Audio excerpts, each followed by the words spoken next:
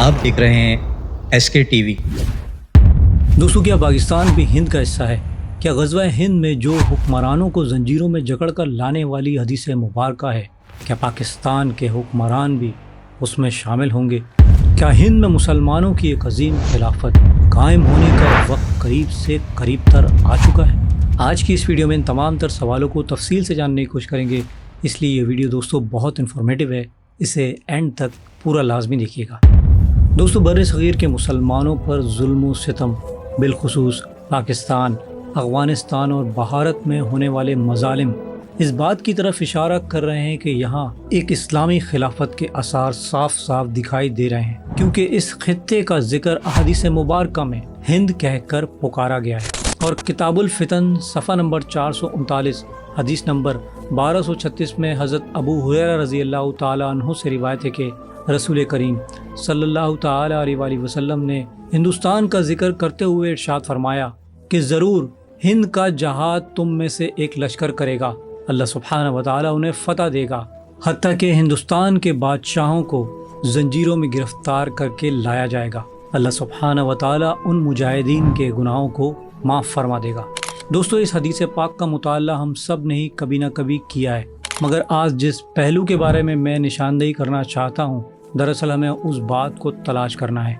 कि आया कि हिंद के हुक्मरान कौन से होंगे, क्योंकि हमारे प्यारे नबी हज़रत मोहम्मद मुस्तफ़ा सल्लल्लाहु ताला अलैहि वसल्लम के ज़माने में हिंदुस्तान अफ़ग़ानिस्तान तक फैला हुआ था और पाकिस्तान भी दरअसल हिंद का ही हिस्सा हुआ करता था। और हदीस पाक में जिक्र हिंद के हुक्मरानों को गिरफ्तार करने का फरमाया गया है। अब यहाँ सवाल ये पैदा होता है कि क्या ग़ज़वा हिंद दरअसल पाकिस्तान से ही शुरू होगी और आज का हिंदुस्तान और पाकिस्तान दोनों ही ख़त्म हो जाएंगे और यहाँ मुसलमानों की एक अजीम खिलाफत कायम होगी? वल्लाहु आलम।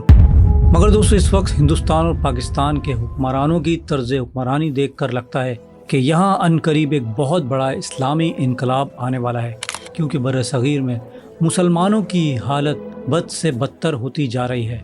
हक बात करना यहाँ जुर्म बन चुका है, हर तरफ जुल्म व ज़्यादती बढ़ती जा रही है और लोग हैं कि अब जुल्म के ख़िलाफ़ आवाज़ भी नहीं उठाते, जबकि कुरान करीम में सिर्फ जालिम और जुल्म की मज़म्मत ही नहीं की, बल्कि मज़लूमों की मदद को भी फ़र्ज़ करार दिया है और जालिमों की मदद करने वालों को सख्त वार्निंग और जहन्नुम के अजाब से डराया गया है। और सूरह निसा की आयत नंबर 75 में अल्लाह सुब्हानहू व तआला इरशाद फरमाता है कि और तुम्हें क्या हुआ है कि तुम खुदा की राह में उन बेबस मर्दों और औरतों और बच्चों के खातिर नहीं लड़ते जो दुआएं किया करते हैं कि ए परवरदिगार, हमको उस शहर से जिसके रहने वाले जालिम हैं निकाल कर कहीं और ले जा, और अपनी तरफ से किसी को हमारा हामी बना और अपनी तरफ से किसी को हमारा मददगार मुकर्रर फरमा। मगर दोस्तों, अफसोस का मकाम है कि सीरिया, लीबिया, इराक, लबनान, हत्ता कि फ़लस्तीन के हज़ारों मुसलमानों को हमारे बड़े बड़े ताकतवर और अमीर मुस्लिम ममालिक ने वहाँ के मज़लूम मुसलमानों को शहीद होते देखा।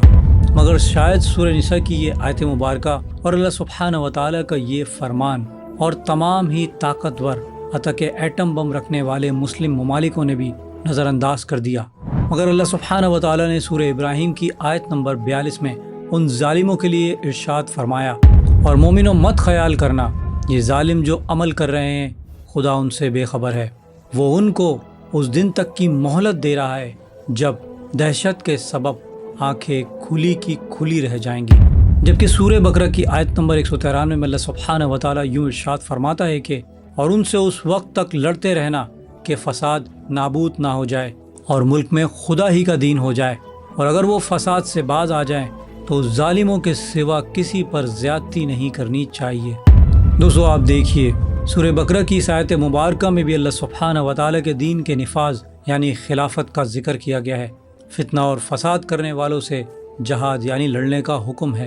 मगर अफसोस, फ़लस्तीन की सरजमीन पर इसराइल आज भी जब चाहे बम बरसा देता है, जबकि इंडिया में मस्जिदों को आग लगा दी जाती है, मुसलमानों को कत्ल कर दिया जाता है, उनके घरों को लूट लिया जाता है। पाकिस्तान में भी मुसलमानों को यहूद व नसारा को खुश करने के लिए शहीद कर दिया जाता है, और जो काम मोदी भारत में कर रहा है वही काम पाकिस्तान में भी शुरू हो चुके हैं। और दोस्तों, याद रखिएगा, जिस तरह जुल्म करने वालों के लिए सख्त अजाब है, इसी तरह जालिम का साथ देने या उसकी हिमायत करने वालों के लिए भी عذاب کا وعدہ فرمایا گیا ہے۔ اور سورہ ہود کی آیت نمبر 113 میں اللہ سبحانہ و تعالی یوں ارشاد فرماتا ہے کہ جو لوگ ظالم ہیں ان کی طرف مائل نہ ہونا، نہیں تو تمہیں دوزخ کی آگ آ لپٹے گی اور خدا کے سوا تمہارا اور دوست نہیں۔ اگر تم ظالموں کی طرف مائل ہوگے تو پھر تم کو کہیں سے مدد نہ مل سکے گی۔ اللہ اکبر کبیرہ۔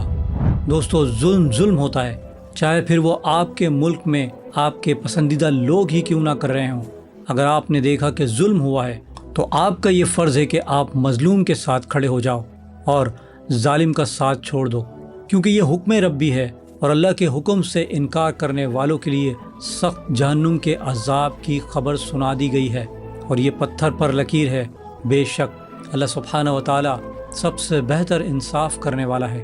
اور دوستوں، میں آپ کو بتا دوں کہ ہم دور فتن کے اس آخری زمانے میں اپنی زندگی گزار رہے ہیں کہ جب ظلم و ستم اپنے عروج پر پہنچ جائے گا۔ اسی لیے ظلم کا خاتمہ فرمانے کے لیے اللہ سبحانہ و تعالی اپنے خلیفہ حضرت امام مہدی علیہ السلام کو بھیجے گا، جو اس زمین کو اسی طرح عدل و انصاف سے بھر دیں گے کہ جیسے وہ ظلم و جبر سے بھر چکی ہوگی۔